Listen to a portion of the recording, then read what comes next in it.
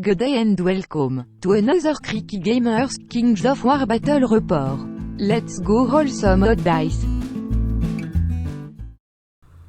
Okay, well, let's see how this goes. This is a little tournament report, just a friendly tournament at a new shop, a new location. I haven't been to a Kings of War tournament or any sort of tournament for a couple of years. I haven't been to a Kings of War tournament for many years, so way back in early and second edition, I guess. But anyway, I dusted off the orcs, which I've been converting over to Riftforged Orcs. I bought the Mega Army, and so gradually the old orcs have been confined to the box, and the new Riftforged Orcs seem to be all the go. And I've got a couple of new units painted up just very quickly for the day, so I'll have a look at the army. And this is going to be round one, so let me know if the format's any good, if it's coherent enough, and whether I should pursue with the round 2 and 3. Okay, on with the show. Let's have a look, see how we go. Start. Let's have a look at the army that I'm going to take to the tournament tomorrow. I finally rushed through and got a couple of new units done, which you might not have seen yet on the channel. So obviously the backbone of the army is going to be 2 hordes of Riftforged Legionnaires, and then I've got the Riftwalkers. I was running 2 troops of these guys, but their melee 4 lets them down a lot, so I've dropped down to 1. I've made some final quick changes at the end, so I've got 1 troop of Riftwalkers because I don't like their melee 4 ability. I am taking the Storm Slayer, the mini giant, because I like how he's nimble and so on. I also have my shrine. I was going to buy the new shrine, but I'm happy with my conversion, so I'm just going to keep that. And then a last minute inclusion, the Storm Giant is going to be in the army. I had to drop a few chaff units, so I hope he does okay. At least he looks scary and he fits in with the army pretty well. So that's the basic core of the army. I had to drop the Tundra Wolves and so on to get him in there. And then a couple of new units. Well, I've used them before, but I've got the actual models now. So I've got a couple of Amber Orcs in there. They're pretty good. They're anywhere between 0 and 9 damage or 9 hits. So yeah, they can do all right, or they can just be a distraction. And then there's the Great Keith himself on his Hellstrike Manticore. And then I've got Thonar, so that's my conversion for Thonar on his mount. He's pretty handy, just getting in the way and chopping a few chaff units down. So he's my anti-chaff unit, or anti-flyer unit. And then I finally, very quickly, got 2 units of the new Hellstrikers painted up. They're very crowded on the base, and I got 5 on this base, and it's just too crowded. And then I've got 4 on this base, which sort of seems a bit better. You can see the models. So they very rushed job over the last couple of days to get them done. And what they've got, their items, these guys will have the boots of striding, Jesse's boots, and they will have the extra life leech for life leech 2. The Great Keith always has his blade of slashing, and I don't think I've got any other items. I can't remember, but that's it. So that is 2,300 points of the mighty Riftforged Orcs. Yeah, so what problems am I anticipating? Well, I don't have much chaff, or I don't have any chaff. I've got the Riftwalkers, and well, Thonar can go and do some of that work, but I think these hordes are going to be in a bit of trouble getting double charged and so on, because I don't really have any chaff units to throw out there. Okay, here we go. This is round 1. There's my army deployed there. I'll go over my deployment in a minute. Let's go through Vincent's army. So Vincent is running Twilight Kin, and he's a really nice bloke to play, so it was a good fun game. And I'll go over his list. I'm reading it out now because I have no idea about what all these different units are and what they do. But he's got a regiment of Impalers with the Helm of the Drunken Ram. They're not bad, 15 attacks, 14, 16, not too bad. He's got a horde of Kindred Tall Spears with the Hammer of Measured Force. And then he's got 2 Cronebound Abyssal Horsemen. Nerve 14, 16. One's got the Brew of Haste, and the other one's got the Brew of Sharpness. And the Twilight Glade Stalkers, they got the Staying Stone, so that's his shooter unit. And then he's got 2 small units of Butchers, 13, 15 nerve, 9 attacks, so they're sort of a chaff unit. They're stealthy as well. That was a bit of a problem. And then he's got a couple of units of Gargoyles, which I used to think were the best unit in the game. They probably still are. And a Summoner Crone, who's got Crown of the Wizard King and Host Shadow Beast 8, which that probably is going to get cast on one of his individual characters. He's got a Soulbane on Dread Fiend, so that dragon-looking thing is actually a Dread Fiend, so it only goes along the ground. He's got Mikhail, Lord of Nightmares, who is a legendary guy, 230 points, so I guess I'll find out how dangerous this guy is. And Lathiel Bleakheart, another legendary character who's a spellcaster, 165 points. The Eye of Valak, Wicked Miasma, Drain Life and Fireball. Okay, so I'm going to find out what all these things do during the course of this battle. Alright, so if you have a look at his deployment there, he did out-deploy me. So he got to drop his cavalry after I put my whole army down, which I thought, oh, that's a bit of a problem. So if you look there, he's got the gargoyles stuck way out on the left here. The butchers there, and the spears you can see, and there's that killer infantry unit. He hasn't placed the Dread Fiend yet, he's just there. There's a couple of individuals at the back, I'm not sure which one's which, but I'm sure they're pretty nasty. The Glade Stalkers are there, and they're going to scout forward, and then the cavalry got to deploy after. Everything I deployed, the cavalry went out on that flank, so I was out deployed, and then those cavalry, I thought that's going to be a bit of a problem. Anyway, we'll see how it plays out. Alright, so we swing around and have a look at the Riftforged Orc deployment. This is probably a better view. You can see my whole army there just about. So on the right hand side I've got the Storm Giant. I don't know why he's over there, but anyway, I probably should, after 3, this is in hindsight now, I'm thinking after 3 battles I should probably stick the Storm Giant near the hordes of orcs so they have a bit more support. But anyway, I've deployed the Storm Giant there. I think there is some of the Hellstrikers and the Great Keith on his Hellstrike Manticore. You can see him there with his Blade of Slashing. The scenario is Dominate. I forgot to mention that. It's probably amateur hour on these tournament battle reports. So you can see the objective is sitting on top of the hill. So I've deployed the 2 hordes of orcs with the War Shrine behind them. You can see Thonar is hiding behind one of the hordes there. His plan is to sneak forward and, at least shut down the shooting. The Glade Stalkers are a bit of a threat, I think. I'm not sure how bad they are, but he's only got 1 unit, so it's a very nice, friendly army. The Riftwalkers and the other Hellstrikers are on the left flank there. Their job is to try and stand off the cavalry, hopefully. And the Horde's job is to go forward, and the right flank is to come around. So I've got fast flanks and then a solid centre. Nothing mind-boggling about that. No, nothing innovative about that deployment there. Just go forward in the middle with the hordes and then try and pop off some things on the flanks. Also have the Amberox, which you can probably see just poking in there. That's what's hidden there. There's one there, and the other one's hidden. You can't see it behind the Hellstrikers. The new Hellstriker models are huge. They are height 4, so it sort of shows that they are a pretty large, high, tall unit. Alright, so that's the deployment. The Amberox are there, the Horde's in the middle, and some fast stuff on the flanks. But I wish I'd put the Storm Giant a bit closer, and I'll probably make the same mistake in every game. Let's see what happens from here.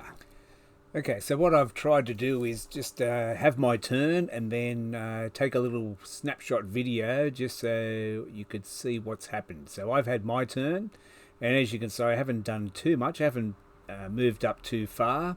This is my first ever time playing with a clock. So we had a chess clock, which I've never done that before. But I'm a pretty fast player, I think. I don't think I'd take too long to make too many decisions. I blunder into things pretty easily, so 55 minutes, plenty of time I think, and I'm trying to keep to the clock, but also remembering to take some shots or a little bit of film so I can show you some of the report. Anyway, stop waffling on, let's look what I've done. I've moved up a little bit on the left flank. You can see the Hellstrikers and the Riftwalkers have moved up on the left flank. Thonar zoomed across on the left flank just to provide some inspiring there, some inspiration. The Hordes have shuffled up a little bit, and I tried to throw a lightning bolt from the shrine and didn't do anything. The Amber Ox that's on the hill, I think he fired at the Spearman and did a couple of wounds. And the Amber Ox down the bottom there on the right hand side of that hill, he shot and killed a unit of gargoyles. Yeah, so that was lucky. Must have spiked the roll for the nerve. The Storm Giant's just moved up a little bit. I don't know what I'm doing with him. He's dawdling along. The Storm Slayer, on the other hand, he has zoomed up a little bit. He's a good fun unit. Nimble, little monster. 8 attacks, hitting on 3s with crushing 2. He's not too bad. And then these Hellstrikers have stalled a bit with the Great Keith sitting on the hill behind them as well. So my plan was, I don't know what his army does, so I've just sort of edged up a bit and done a little bit of shooting, which the Amber Ox can spike a roll. They can do anything between 0 and 9 damage. You never know what they're going to do. Most of the time they miss, but occasionally I must have got a couple of wounds on the gargoyles to remove them. So that was lucky, removing a unit of gargoyles and a couple of wounds on the spearmen. So that was my turn. And as you can see now, Vincent's moving up. He's scouted ahead with the Glade Stalkers there, so they're going to get a few shots off. And I think he's moving up, screening the cavalry with some butchers there. So that's going to develop into a standoff on the left-hand side there. The cavalry don't want to get charged by the Hellstrikers, and the Hellstrikers don't want to get in and get counter-punched by the cavalry. So that will develop on that flank, and then the dawdling Storm Giant on the right flank. I don't know what I'm doing with him. Okay, this looks like we're into turn 2. I've had my turn 2. And I'll go over what I've done here. And it looks like Vincent's just finishing off his turn 2 maybe as well. So turn 2, not much has happened, but let's have a look here. So in this picture here, let's see what I can remember. You can see, let's start on the left. The Hellstrikers are still hanging back. They don't want to commit to those cavalry across the table from them. Thonar has moved into the terrain there, as with the Riftwalkers, to get a bit of cover. So I think his Glade Stalkers have been shooting at the Riftwalkers, and so the Riftwalkers have gone into the field here. Maybe a nimble double pivot or something to get into the field, and Thonar's moved over there to keep them inspired. I like the Riftwalkers, except they hit on 4s, so that's their big downfall. I much probably would rather Tundra Wolves or something as a chaff unit. I don't have any chaff units in this army. That's one of its biggest weakness. Those hordes just get smashed by double and triple charges and so on, without any little units to throw away in front. But anyway, I'm not going to whinge about my own fault for not taking any chaff units. So you can see there's a couple of wounds on the Glade Stalkers there. They may have taken a bit of damage from lightning bolt from the shrine perhaps. And I've moved the 2 hordes up onto the hill, so they're holding the centre, and it's a standoff on that left flank with the cavalry. And then the bumbling giant on the right flank is moving up slowly. Let's have a look at that. Yeah, so this is the view from the other flank. You just see the Storm Giant is there. There's a bit of impassable terrain down the bottom here. And so the Hellstrikers and the Storm Slayer, the little nimble guy, are setting a trap for the butchers. It looks like during, we maybe are in the middle of Vincent's turn here, the other gargoyles have pivoted and retreating across the table there. The Amber Oxes have got up onto the hill and they're peppering the spearmen with their force beam attacks, whatever their shooting attack is called again, some sort of lightning, zoomy, beastie thing attack. The hordes have taken the centre, the Storm Shrine's moved up as you can see. And Vincent's being very cagey as well. He's moved up that character and the Shadow Beast help. But the cavalry don't want to commit, and I definitely don't want to go in and commit with my Hellstrikers on the left flank either. So the Orcs' left flank, you can see it's a standoff between the cavalry and the Hellstrikers. Something's going to have to break there soon, and something will have to happen on the right flank, and something will have to happen in the middle. But moving up slowly, but the Orcs are sitting on the hill, which is probably a good place to be at the moment. Okay, so this is turn 3. The Orcs have moved up, taken the hill. The standoff's still happening on the left flank. And there's a bit of action moving up on the right flank, but you'll notice the Riftforged have pounced. They've come out of the field and taken out the Gladestalkers. So they must have spiked a roll there somehow. So that was lucky. The much maligned melee of 4. They must have done something. There's still a standoff on the left flank. So Thonar's moved over to inspire the Hellstrikers there, threatening those cavalry if they do come forward. The hordes have moved up onto the hill, and the Storm Shrine has moved up, maybe tried to zap a lightning bolt on those butchers or something in the middle, which are sort of holding up proceedings on the left flank there. You can see the Vincent's moved his butchers behind that blocking terrain, so that's allowed the Hellstrikers, the Great Keef on his Manticore, the Storm Giant and the Storm Slayer all in this group here, moving up to threaten that right flank. So not much happened there. We'll see what sort of counterpunch happens. Well, the counterpunch is happening right here. Well, the Riftwalkers are out there swinging in the breeze there, so they're going to get hit by that character. And whether it was intentional or not, but this horde has moved up and they're in range for the 2 units there. Let me get their names correct. Yeah, that's right. The Impalers, which they are in range. They're a little bit faster than what I'm used to. They're speed 6, I think, so I shouldn't have moved up so far. And the Dread Fiend guy, he's going to go in there as well. So these 2 units are going to charge that horde of Orcs, which could hurt a bit, but we'll see if they will be able to hold. And then, as I said, one of the best units in the game are those gargoyles. They're going to fly up here and sacrifice themselves in front of the other horde to keep them jammed up, so they're not going to be able to do anything about that charge or help out in any way. So those hordes have got to hang on their own. They're not going to get any help, not soon anyway. Okay, so there's some action footage of those gargoyles flying over and pivoting around and getting in the way of the support horde. They're in trouble, but and also I forgot, there's the butchers. The butchers have gone in with the Dread Fiend and the Impaler, so that horde got triple charged. Thonar and the Hellstrikers on the left flank there. Okay, and this character came in and did 3 wounds to the Riftwalkers, so I think the Riftwalkers are going to hold, and hopefully this horde is going to hold from that triple charge. Yeah, so that horde, they took 13 wounds, so they've held on. They got charged by the butchers there. I forgot they came in, the Dread Fiend and the Impalers. So 13 wounds, they held, but they won't last much longer.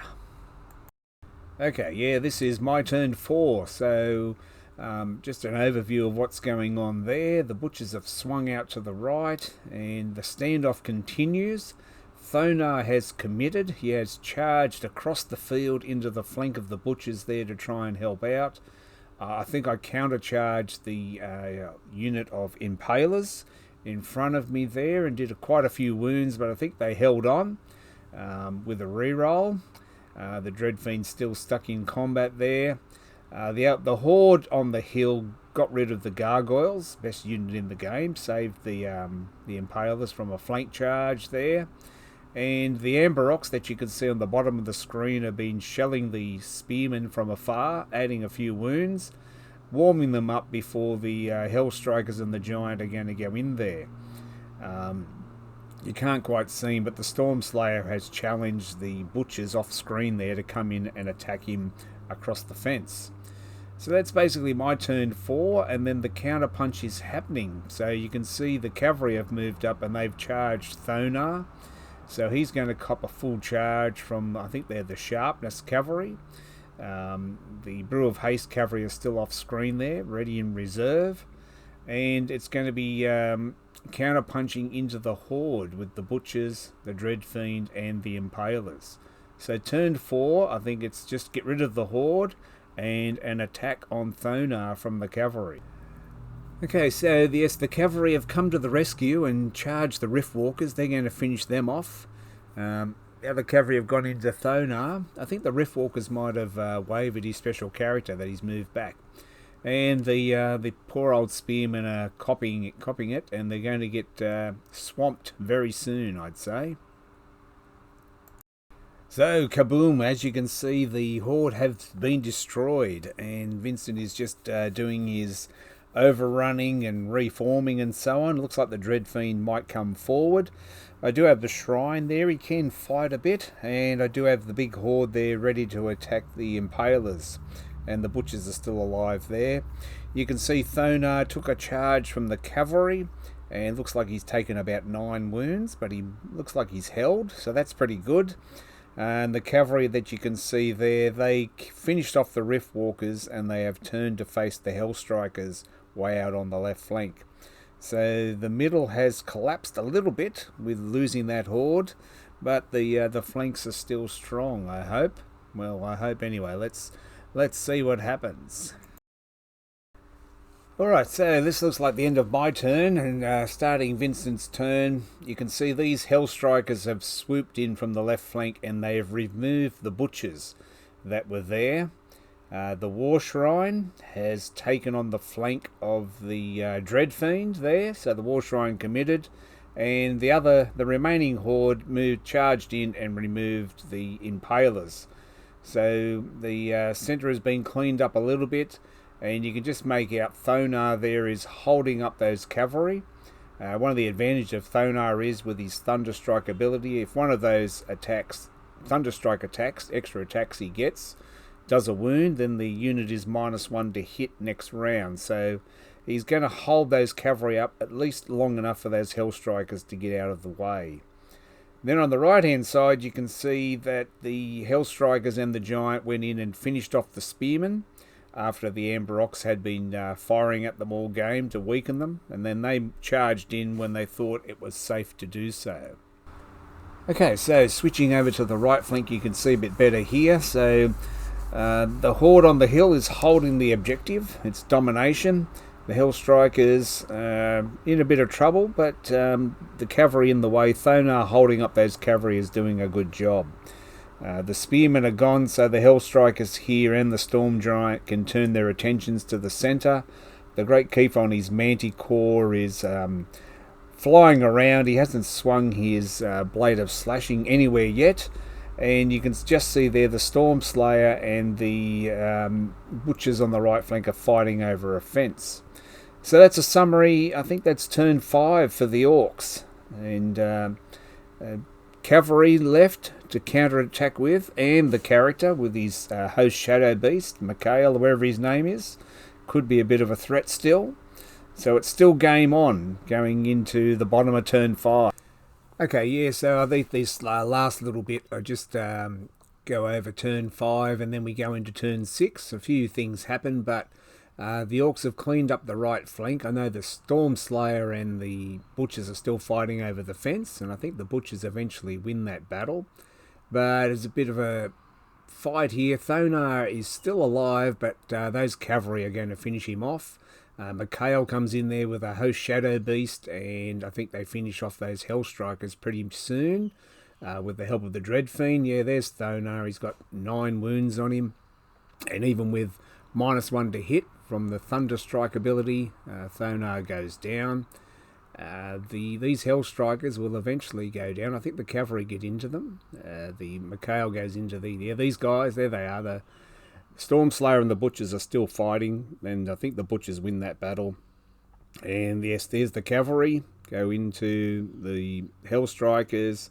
Mikhail with a host Shadow Beast, he gets like an extra 6 attacks, and I think he might finish off the War Shrine eventually. But the Orcs are sitting on the hill. Yeah, there's Mikhail with extra attacks. The Giant has moved up, ready to pounce. eventually, after finishing off the spearman. And he uses some ability here where he gets to an elite ability, so he's going to cast a fireball on the giant.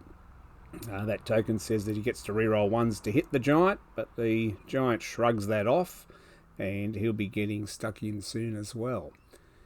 So the Twilight kin are getting surrounded, and the orcs have moved the Amber Ox up onto the hill as well. So there's my new Amber Ox models. Interesting kit to put together.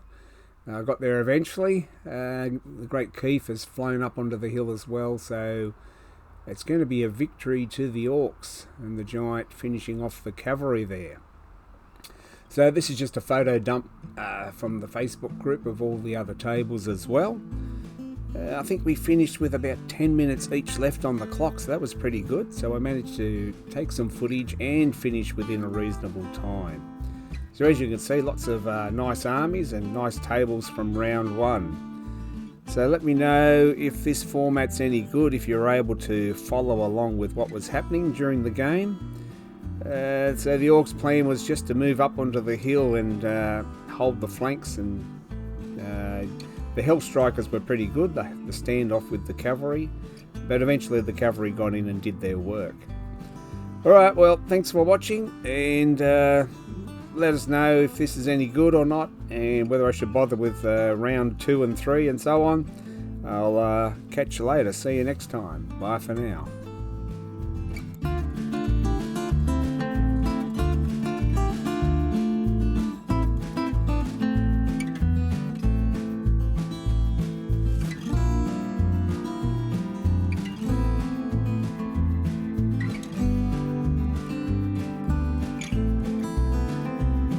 Well, that was different. Yep, lousy, but different.